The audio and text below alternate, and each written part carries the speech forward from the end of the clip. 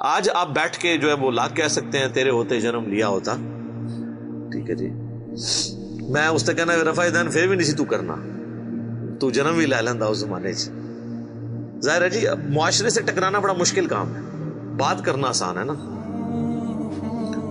تو اس پہ ایک میرا کلپ بھی ہے تیرے ہوتے جنم لیا ہوتا, جس میں نے وہ صحیح مسلم کی حدیث بیان کی تھی. آپ صحیح مسلم میں جا کے نا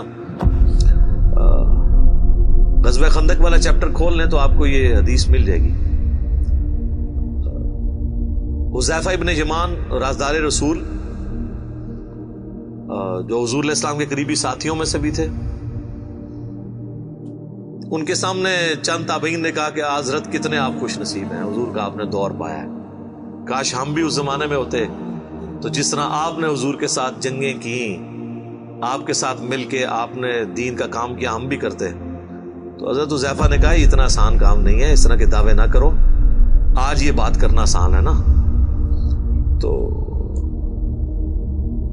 نبی صلی اللہ علیہ وآلہ وسلم کے مبارک زمانے میں انہوں نے کہا میں تمہیں ایک واقعہ صرف سناتا ہوں کہ غزوہ خندق کے موقع پہ سخت سردیوں کی رات تھی, تو حضور علیہ السلام نے ندا دی اصحاب میں کہ کون ہے جو جا کے کافروں کی جاسوسی کرے ایک سخت رات کے اندر اور جنت میں اللہ کے نبی کا پڑوس حاصل کر لے. اللہ اکبر, ہاں سبحان اللہ. اوتے کو نکلوتا. دوسری دفعہ آپ نے اناؤنسمنٹ کی, کوئی نہیں کھڑا ہوا. تیسری دفعہ اناؤنسمنٹ کی, کوئی نہیں کھڑا ہوا. سب یہی کہتے خود ہی حضور کسی کی ڈیوٹی لگا دیں, اتنی سخت سردیاں, اور پھر کافروں کے تیروں کا اندیشہ بھی تھا. حتیٰ کہ بخاری مسلم میں آتا ہے کہ آپ علیہ السلام کی نماز عصر اور مغرب قضا ہو گئی تھی اسی میں, عشاء کے وقت میں جا کے آپ نے نمازیں پڑھی, کیونکہ وہ سامنے سے تیر آتے تھے. تو ظاہر ہے جو رات کو اگر یہاں سے کوئی جاسوسی کے لیے جاتا تو وہاں بھی تو ان کے ایجنٹ کھڑے ہوئے تھے. تو 3 دفعہ آپ نے اناؤنسمنٹ کی, چوتھی دفعہ آپ نے فرمایا حذیفہ. تو حضرت حذیفہ کہتے ہیں میں نے دل میں سوچا لو جی اب میں مارا گیا, میری ڈیوٹی لگ گئی. اچھا یہ ان کی سچائی تھی, انہوں نے بتا دیا. یہاں تو لوگ ایکٹنگ کرتے ہیں نا جی, میں تو آج تک جناب میں تو گل منہ تے کرنا, آج تک کسی بندے نو سنیا جو جھوٹے تے جھوٹے نو بھی وہ کہے ہوئے کہ میں پیچھے گل کرنا, تکیہ کلام ہے کرتے رہو, میں تو منہ تے گل سیدھی کری دی جی.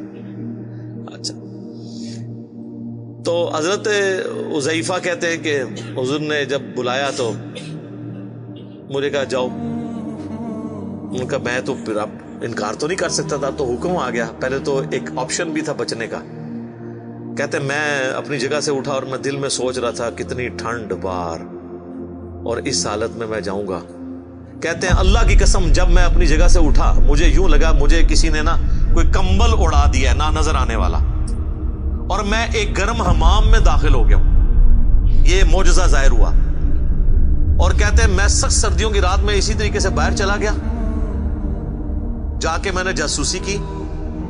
اور کہتے ہیں کہ ایک لمحہ آیا کہ ابو سفیان میرے ایک تیر کے نشانے پہ تھا, تو میں نے کوشش کی کہ میں اس کو ادھر ہی مار دوں, لیکن مجھے حضور کی بات یاد آئی, آپ نے بھیجتے وقت کہا تھا کہ دیکھنا کسی پہ تیر نہیں چلانا, کوئی نواں ماز نہ کھول کے آ جائے, ایک کام نہ کریں. تو کہتے ہیں پھر میں رک گیا, ابھی حضور نے منع کیا. ظاہر ہے پھر رات کو جنگ چھڑ جاتی, پھر ایک نیا. ظاہر ہے یہ دیکھیں ڈسپلن تو نہیں لوز کرنا نا, جو لیڈر ہے اس کے اس مشورے کو لے کے چلنا ہوتا ہے جس طرح وہ کہتا ہے. کہتے ہیں میں خیر واپس آیا.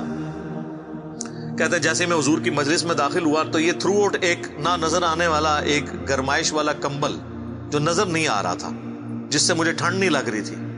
جیسے میں اپنا وہ کام پورا کر کے حضور کو آ کے پوری مخبری کی کہ یہ اس وقت وہ تیر کمان رات کو بیٹھ کے تیز کر رہے ہیں, اتنے لوگ ہیں, اتنے یہ ہیں. آگے حضور صلی اللہ علیہ وسلم کو خبر دی, تو جیسے ہی میں فارغ ہوا تو مجھے پھر ٹھنڈ لگنا شروع ہو گئی. تو حضور علیہ السلام نے اپنی مبارک چادر مجھے اڑا دی. تو یہ وہ پوری حدیث ہے تیرے ہوتے جنم لیا ہوتا. تو یہ کہنا آسان ہے میرے بھائی, بڑا مشکل ہے. یہ غزوہ احد میں بھی یہ وہی لوگ تھے جنہوں نے حضور کے ہوتے ہوئے جنم لیا تھا, لیکن دیکھ لیں 700 میں سے صرف 80 بندے حضور کے ساتھ رہ گئے تھے.